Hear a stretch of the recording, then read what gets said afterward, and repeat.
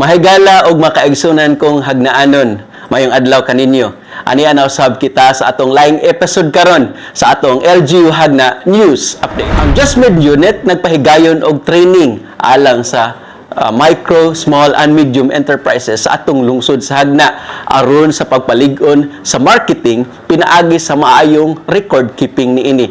Atong paminahon ang taho ni JR Escolano Jr. Bansay sa MSME, pagpalig-on sa marketing pinaagi sa maayong record keeping. Pinaagi sa usa ka inisyatibo, ang local government unit sa Hagna ubos sa panguna ni Mayor Joseph A. Ranyola nagpahigayon og pagbansay sa pagsuporta sa marketing sa husto nga pagtipig og record alang sa mga micro, small and medium enterprises o MSMEs. Ang duha ka adlaw nga kalihukan nga giorganisar pinaagi sa Municipal Agriculture Office ug sa Hagna Sustainable Micro Enterprise Development Unit nga nakigtambayayong sa Department of Agriculture RFO 7. Kini nga kalihukan gipahigayon ni adtong Nobyembre 19 ngadto sa 2024 sa Captain Goyo Casillas Hall.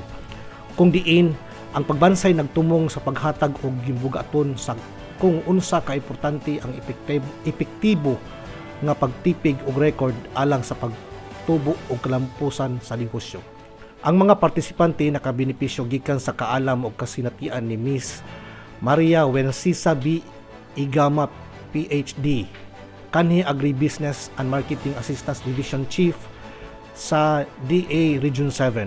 Ang mga hisgutanan naglakip sa pagsabot sa mga sukaranan sa mga record sa umahan o sa ilang importansya ngadto sa mas praktikal nga mga hisgutanan sama sa pag-record sa kita ug mga gasto, pagsubay sa mga kaptangan ug mga utang sa umahan, pagdumala sa inventaryo og paghimo og yano nga mga plano ug budget sa umahan. Gituki usab sa mga nagtambong kung giunsa ang husto nga mga record nga makatabang kanila sa pagkwenta sa ilang cost and return analysis. Kung diin sa usa ka importante nga himan alang sa pag-access sa mga grant sa gobyerno ug pagdani sa mga mamuhunan. Ang kalihukan gilambigitan sa mga representante gikan sa lain-laing mga asosasyon, lakip ang Kanulaw League of Women o CLOW, Hagna Mushroom Production and Growers Association o JAMPGA, Pangdan Women's Association, Kantagay Women's Organization, Nausok Women's Association, Tubod Munti Women's Association, Lubkanan Association for Cultural and Environmental Heritage o LASE, Hagna Relief Society Homemakers Association, Kamugason Women's Association, Kinagbaan Coconut Farmers Processors Organization ug Kanipol Women's Association. Kini si JR Escolano para sa LGU Hagna News. Nagpahigayon og Children's Congress sa Pantawi beneficiaries not attending school. Diin gipahigayon kini didto sa Hagna Cultural Center. Dugang taho niini atong paminahon si Livian Idubas.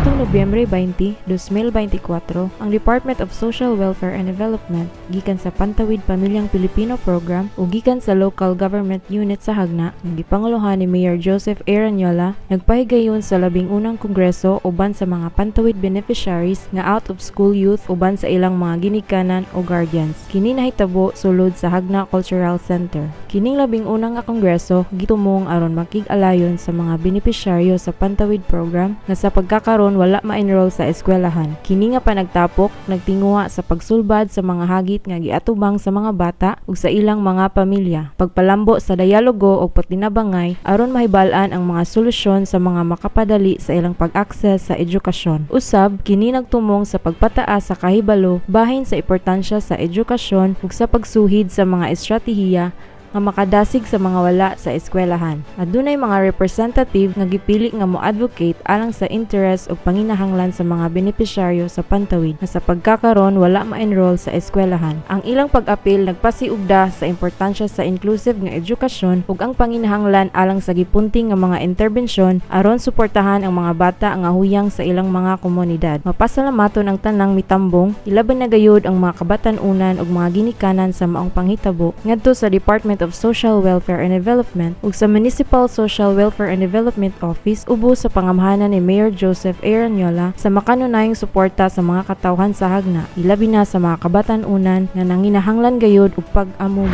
Kini si Levian May Idubas para sa LGU Hagna News. Sa katapusan mga higala, ang atong MDRRM o GMRO naghatag sa ilang emergency medical response report sa atong lungsod sa Hagna.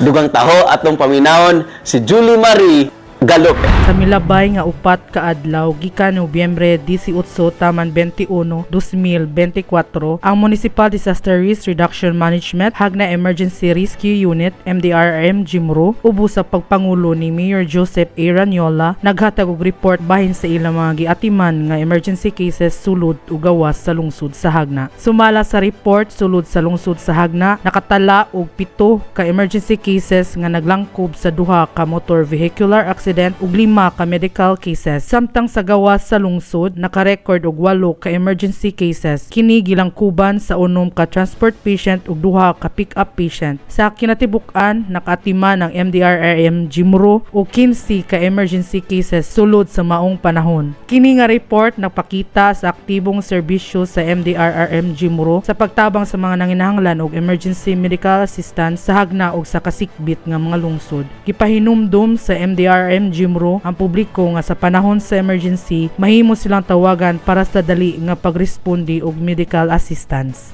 Kini si Julie Marie Galope para sa LGU Hagna News. O kadtong mga higala ang atong mga news update sa atong lungsod sa Hagna. Hangtod sa sunod nga higayon kini ang inyong ubos nga alagad Jester Monte de Ramos. Mayong adlaw kaninyo.